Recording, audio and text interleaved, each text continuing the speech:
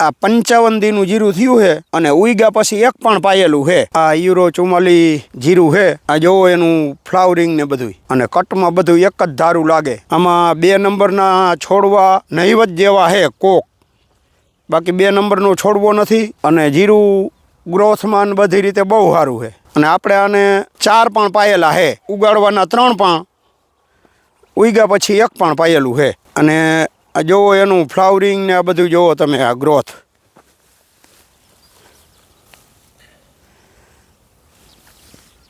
અને મખમલ જેવું છે કૂણું। આ 55 દીનું જીરું થયું છે અને ઉગ્યા પછી એક પણ પાયેલું છે।